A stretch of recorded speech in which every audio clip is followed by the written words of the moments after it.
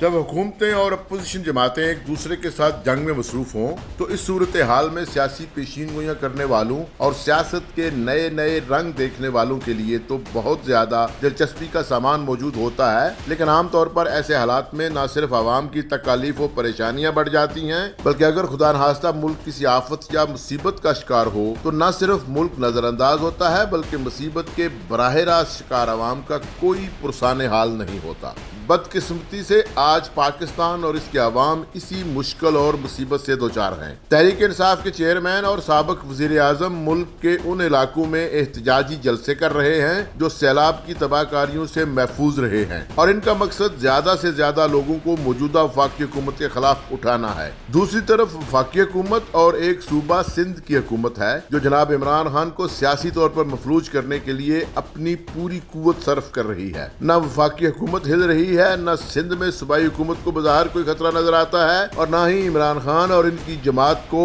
کوئی سیاسی نقصان پہنچایا جا سکا ہے، بلکہ عمران خان اور ان کی جماعت دن بدن عوامی حمایت حاصل کر رہے ہیں۔ اس تماشے میں وہ پارٹی جس کو اصل نقصان کا سامنا ہے وہ ہیں عوام، اور خاص طور پر وہ عوام جن کو قیامت خیز سیلاب کا سامنا ہے، جن کے پاس ادویات نہیں، خوراک نہیں، اور سب سے بڑھ کر سر چھپانے کو چھت نہیں، اور جس طرح ان کے لیے آسانیاں پیدا کرنے کا دعویٰ کرنے والے اپنی آسانی کے لیے آپس میں گتھم گتا ہیں، ایک دوسرے کے خلاف ریاستی وسائل اور طاقت جھونک رہے ہیں، وہ الگ ایک سانحہ اور بدقسمتی ہے۔ تازہ ترین اطلاعات اور اعداد و شمار کے مطابق 4 کروڑ سے زائد پاکستانی براہ راست اس قیامت خیز سیلاب سے متاثر ہوئے ہیں، اور سیلابی نقصانات کا سلسلہ مزید آگے بڑھ رہا ہے۔ واضح ہے کہ ابھی تک وفاقی اور صوبائی حکومتیں اس اصل نقصان کا اندازہ ہی نہیں لگا سکیں جو تقریباً 1 مہینے سے جاری طوفانی بارشوں اور ان کے بعد سیلاب کی شکل اختیار کرنے والی اس مصیبت سے پاکستانی عوام کو اٹھانا پڑا ہے۔ ہزاروں افراد ہلاک و زخمی ہو چکے ہیں، کھربوں روپے مالیت کے انفراسٹرکچر کی تباہی ہو چکی ہے، لاکھوں افراد بے گھر ہو چکے ہیں اور ان کے کاروبار تباہ ہو گئے ہیں، اور سب سے حیران کر دینے والی حقیقت یہ ہے کہ یہ سب کچھ ان علاقوں میں ہوا ہے جہاں ان دونوں سیاسی گروہوں کی اپنی حکومتیں ہیں۔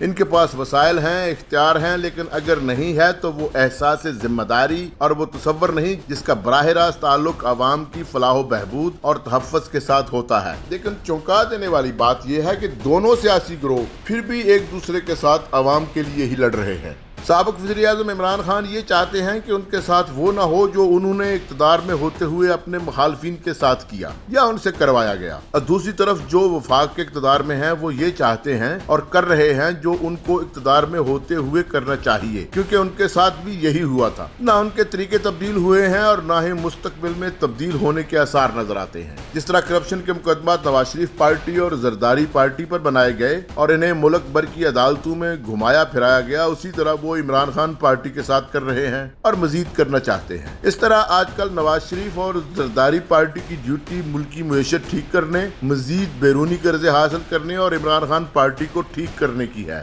اور دوسری طرف عمران خان پارٹی کی ڈیوٹی پوری طرح تیاری کر کے اگلی مرتبہ پھر اقتدار میں آنے کی ہے تاکہ پھر سے نواز شریف پارٹی اور زرداری پارٹی کو بھی ٹھیک کروایا جا سکے۔ ٹھیک کرنے اور کروانے کے اس تاریخی سیاسی کاروبار میں جو سب سے زیادہ خراب ہو رہی ہے وہ عوام کی پارٹی ہے۔ اگر ملک کے تقریباً 1/3 حصے پر تباہ کن سیلاب نہ ہوتا، ملکی معیشت بستر مرگ پر نہ پڑی ہوتی، تو شاید ہمارے روایتی سیاسی کھلاڑیوں کی یہ آنکھ مچولی اور شغل تماشے اتنے برے نہ لگتے جتنے آج لگ رہے ہیں۔ کچھ لوگ کافی عرصے تک اس خوشگمانی کا شکار رہے کہ جناب عمران خان دوسرے سیاستدانوں سے کافی الگ ہیں، اور میڈیا کے ذریعے ان کی جو محنت کر کے تصویر بنائی گئی اس سے یہی ظاہر ہوتا تھا کہ نہ عمران خان صاحب کو ہمارے روایتی سیاستدانوں جیسی بیماریاں لاحق ہیں، اور نہ ہی ان کی ذات میں وہ لالچ یا طمع پایا جاتا ہے جو روایتی سیاستدانوں کی اولین پہچان ہے۔ اور سب سے بڑھ کر جناب عمران خان کے ارد گرد کرپشن اور رشوت کے دیوانے اور منافع خور موقع پرست لوگ اکٹھے نہیں ہوں گے، اور شاید پوری قوم کا وہ پرانا دلدر دور ہو سکے جو نہ اس کو ترقی کرنے دیتا ہے اور نہ اس کے مسائل کو کم ہونے دیتا ہے۔ لیکن وائے قسمت، نہ وہ دلدر بدل سکا اور نہ ہی کوئی نمایاں فرق باقی رہا۔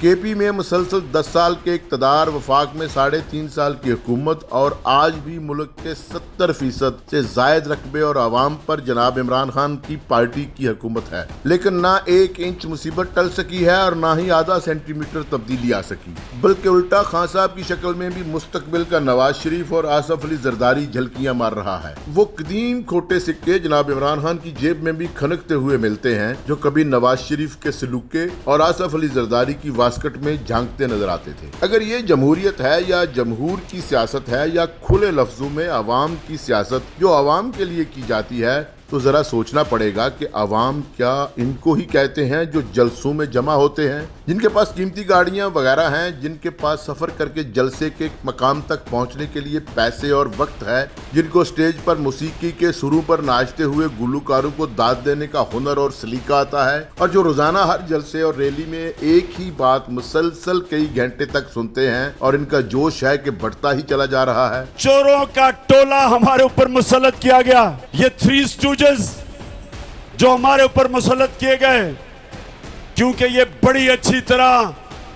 अपने बैरूनी आकाओं के जूते पॉलिश करते हैं, इसलिए मुसल्लत किए गए।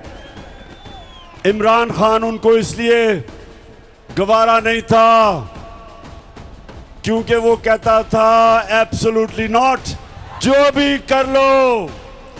बाहर बैठे हुए अपने जो आका हैं उनके घुटने घोड़े बेचते भी दबाओ, जितनी मर्जी उनकी खिदमत करो,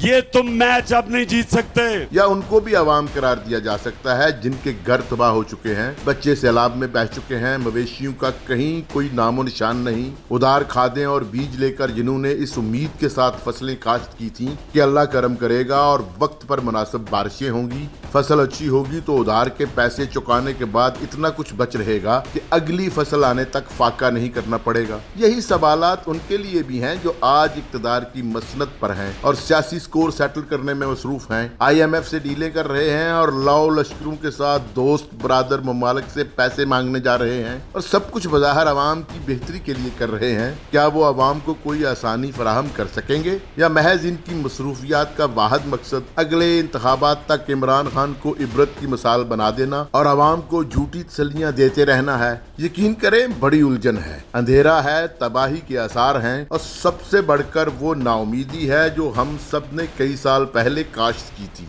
और कौमी सतह पर इसको नफरत, मुनाफरत, झूठ, फरेब और लालच की खादें डाली थी। आज वो तवाना है, वो हुकूमत में है तो भी अवाम को कुछ फायदा नहीं, अपोजिशन में है तो इससे कोई उम्मीद नहीं कि वो अवाम और मुल्क के लिए कुछ बेहतर करने के काबिल होगी।